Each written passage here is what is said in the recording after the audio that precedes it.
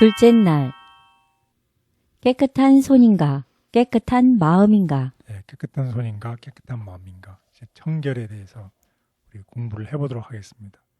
우리 성경절을 통해서 어떤 것이 이슈인지를 알아보도록 하겠습니다. 마가복음 7장 14절에서 19절. 무리를 다시 불러 이르시되 너희는 다 내 말을 듣고 깨달으라. 무엇이든지 밖에서 사람에게로 들어가는 것은 능히 사람을 더럽게 하지 못하되 사람 안에서 나오는 것이 사람을 더럽게 하는 것이니라 하시고, 무리를 떠나 집으로 들어가시니 제자들이 그 비유를 묻자온대 예수께서 이르시되 너희도 이렇게 깨달음이 없느냐. 무엇이든지 밖에서 들어가는 것이 능히 사람을 더럽게 하지 못함을 알지 못하느냐. 이는 마음으로 들어가지 아니하고 배로 들어가 뒤로 나감이라. 이러므로 모든 음식물을 깨끗하다 하시니라. 네, 오늘의 이 성경절을 잘 봐야 되는데 마지막 절에 보면 모든 음식물이 깨끗할지어다. 근데 마치 레위기에서는 음식물을 정해놓잖아요. 깨끗한 음식과 부정한 음식을 들었는데 마치 그것에 반한 것처럼 이 성경절을 인용하는 사람들이 있다는 것입니다. 그래서 결코 거기에 대해서 그렇지 않다는 것입니다. 아까도 말씀드렸지만 레위기 11장에 보면 음식물에 관해서 정결한 음식과 부정한 음식이 있는데 그것을 이 성경절과 같이 연결해서 이것을 해석하려고 하면 큰 어려움에 부딪힌다는 것입니다. 그 이유를 알아보도록 하겠습니다. 예수님께서는 음식물을 구별하는 것이 정한 음식과 그러지 못한 음식을 구분하라고 하는 그것이 폐지했다고 말씀하는 것인지, 또 특별히 재림교회가 성도들에게 정결한 음식을 먹으라고 하는 것이 잘못된 것인지, 이렇게 얽혀서 이 이슈를 생각할 수 있는데 거기에 대해서 잠깐 우리 알아보도록 하겠습니다. 그런데 지금 우리 그 전에 보면 예수님께서 종교자들의 전통에 반대해서 무엇을 지지하셨어요? 모세의 가르침을 지지하던 예수님께서 이제 갑자기 벼랑간 이 모세의 이 가르침, 레위기에 있던 가르침이 잘못된 것이라고 하면 이상한 거잖아요. 네. 문맥상. 그리고 또 이 음식물은 바리새인들이 말하는 이 전통은 성경에 근거가 없지만 이 음식법에 대해서는 분명한 성경에 레위기에 근거가 있는 것이죠.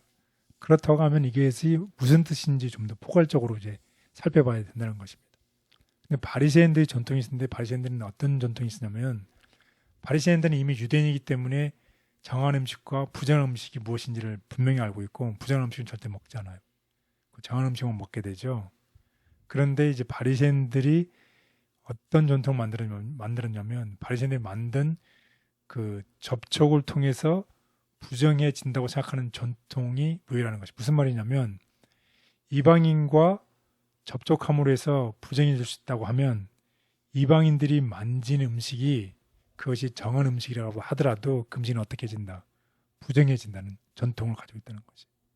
그러니까 부정한 사람이 정한 음식을 터치했으면 그 부정한 사람 때문에 정한 음식이 부정해진다고 하는 것이. 그런 잘못된 전통을 예수님께서 말씀하셔서 정한 음식은 정하다는 것을 얘기하고 있다는 것입니다. 그래서 예수님께서 설명하시죠. 정말로 사람을 더럽게 하는 것이 무엇인지 우리 알아보겠습니다. 마가복음 7장 20절에서 23절. 또 이르시되 사람에게서 나오는 그것이 사람을 더럽게 하느니라. 속에서 곧 사람의 마음에서 나오는 것은 악한 생각, 곧 음란과 도둑질과 살인과 간음과 탐욕과 악독과 속임과 음탕과 질투와 비방과 교만과 우매함이니 이 모든 악한 것이 다 속에서 나와서 사람을 더럽게 하느니라. 네, 사람이 먹는 음식이 사람을 더럽게 하는 것이 아니라 정한 음식을 얘기하는 것입니다.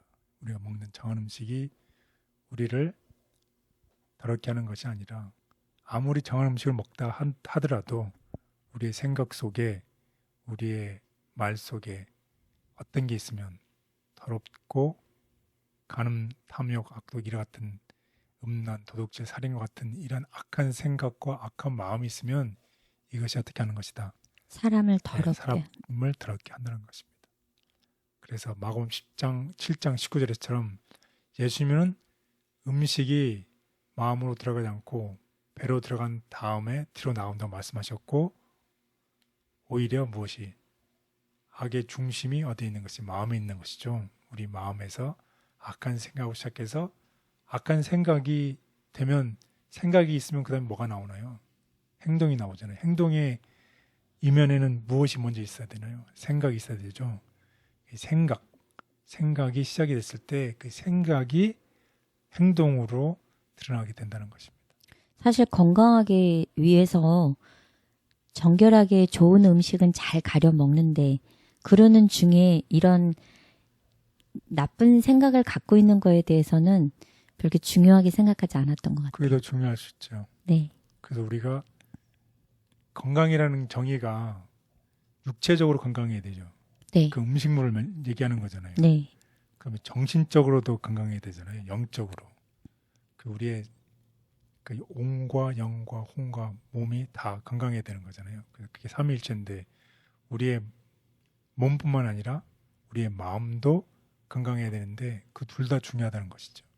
그래서 예수님께서 이 유대인들이 음식물만 강조하고 이 정말로 중요한 이제 마음의 멘탈, 이 스피리추얼리한 이 생각을 멘탈을 무시했을 때 그것이 더 중요하다는 것을 이제 말씀하시는 거죠. 그래서 특별히 악한 생각, 곧 음란, 도둑질, 살인, 간음, 탐욕, 악독, 속임, 음탕, 질투, 비방, 교만, 우매함이 사람을 더럽게 한다는 것입니다.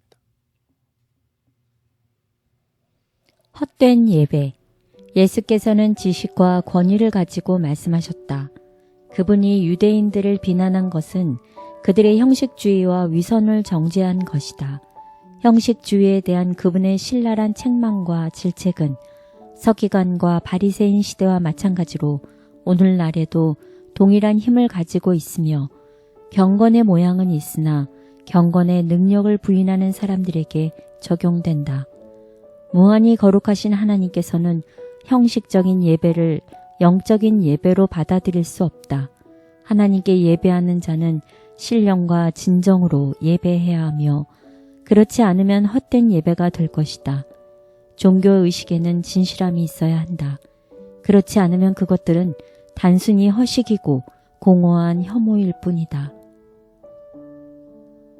그러나 예수께서 제사장들과 종교교사들의 형식주의와 위선을 질책하셨지만 가난한 사람들, 억압받는 사람들, 고난당하는 사람들, 낙담한 사람들에 대한 그분의 교훈은 얼마나 관대하고 부드러웠는가. 제사장들과 관원들, 서기관들과 바리새인들은 살아있는 초장을 파괴하고 생명수의 샘을 더럽혔다. 그들은 거짓 교훈으로 이해력을 혼란스럽게 하고 분명한 것을 흐리게 했다.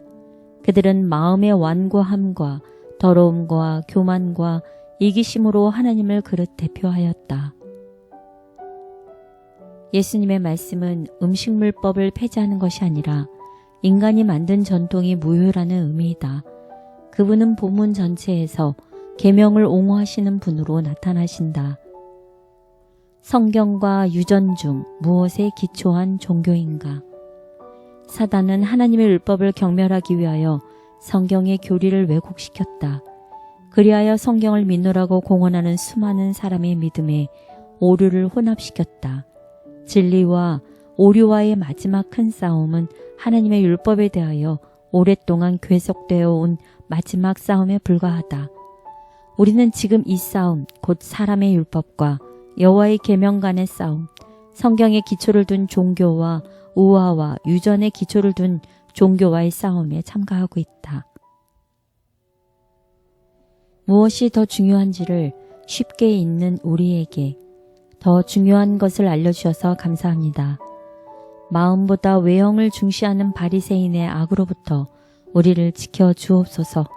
다른 무엇보다 진실한 마음을 주께 드릴 수 있는 우리의 삶이 되도록 도와 주옵소서. 예수님의 이름으로 기도드렸습니다. 아멘.